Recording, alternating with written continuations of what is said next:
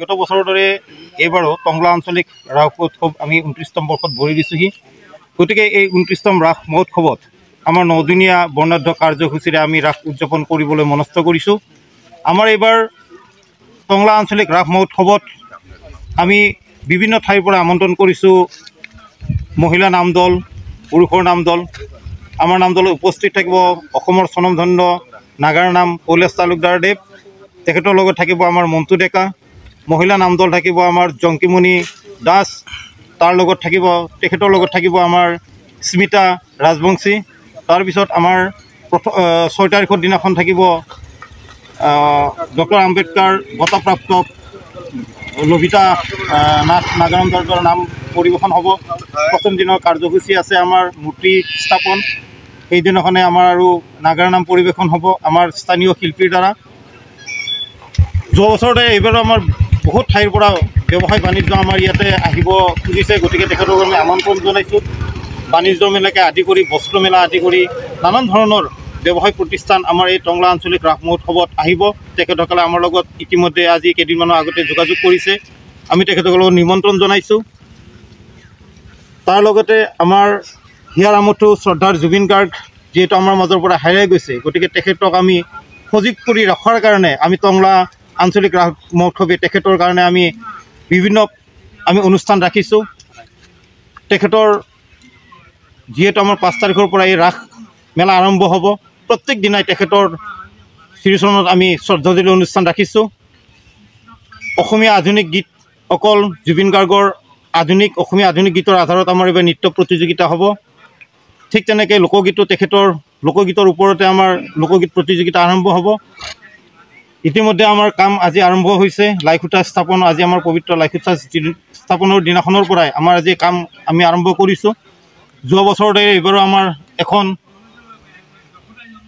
25-30 foot দীঘল এখন overbridge থাকিব,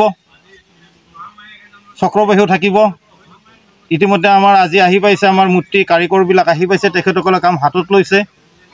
এটা সুউচ্চ আমাৰ মূৰ্তি থাকিব এইবাৰ আমাৰ টংলা আঞ্চলিক ৰাস মহোৎসৱত। সেয়েহে সকলো ৰাইজৰ আৰু টংলা অঞ্চলৰ সকলো ৰাইজৰ সহমত সহায় সহযোগ বিচাৰি এই কাৰ্যসূচী সফলমণ্ডিত কৰাৰ কাৰণে মই আহ্বান জনাইছোঁ। বৰ্ষবোৰৰ দৰে এইবাৰ 29তম ৰাস মহোৎসৱ আমি পাতিবৰ কাৰণে সমবেত হৈছোঁ। আজি প্ৰথম পৰ্যায়ৰ কাৰ্যসূচী হিচাপে আমাৰ লাইখুটা স্থাপন হৈছে। লাইখুটা স্থাপন কৰিছে আমাৰ টংলা অঞ্চলৰ বিভিন্ন সমাজৰ সৈতে জড়িত, বিভিন্ন সমাজৰ কামত জড়িত তেখেত এগৰাকী বিশিষ্ট সমাজসেৱক ডক্টৰ হৰিৰাম দাসদেৱে আজি লাইখুটা স্থাপন কৰিলে। ইয়াৰ পিছতে অহা 5 নৱেম্বৰ তাৰিখৰ পৰা 13 নৱেম্বৰ তাৰিখলৈকে 9দিনীয়াভাৱে আমাৰ ৰাস মহোৎসৱটি আয়োজনৰ কাৰণে আমি হাতত লৈছোঁ। আৰু এই ৰাস মহোৎসৱৰ লগত সংগতি ৰাখি আমাৰ বিভিন্ন কাৰ্যক্ৰমণিকা আমি হাতত ৰাখিছোঁ। এই কাৰ্যক্ৰমণিকাসমূহৰ ভিতৰত আমাৰ আছে নাগাৰা নাম পৰিৱেশন হ'ব। আমাৰ বিশেষভাৱে 6টা দলে এইবাৰ নাগাৰা নাম পৰিৱেশন কৰিব। আমাৰ আম্বেদকাৰ বঁটাপ্ৰাপ্ত লভিতা নাথে নাগাৰা নাম পৰিৱেশন কৰিব আমাৰ 6 তাৰিখে।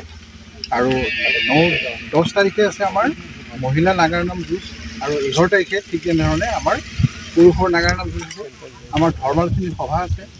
আৰু আমাৰ এই অনুষ্ঠানৰ লগত সংগতি ৰাখি আমাৰ প্ৰতি 3 বছৰৰ মূৰে মূৰে আমাৰ এখনি স্মৰণিকা প্ৰকাশ পায় মুৰলী, আৰু এই মুৰলীখনো এইবাৰ প্ৰকাশ পাব। এইবাৰ মুৰলীখন আমি নাম হাতত লৈছোঁ। আৰু লগতে আমাৰ বিভিন্ন সাংস্কৃতিক অনুষ্ঠান আমাৰ এই অনুষ্ঠানত অনুষ্ঠিত হ'ব। লোকগীত, কৃষ্ণ নৃত্য, ঠিক তেনেধৰণে অসমীয়া আধুনিক গীতৰ এইবাৰৰ গীতৰ মানে জুবিন গাৰ্গৰ গীতৰ আধাৰতহে আচলতে আধুনিক নৃত্যসমূহ আমাৰ পৰিৱেশন হ'ব।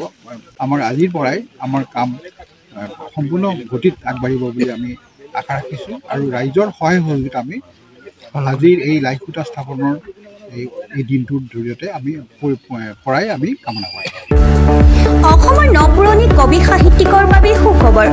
প্ৰভাতী অসম সংবাদ গোষ্ঠীৰ দ্বাৰা পৰিচালিত সাপ্তাহিক কবচে আয়োজন কৰিছে এখন কাব্যগ্ৰন্থৰ প্ৰতিযোগিতা।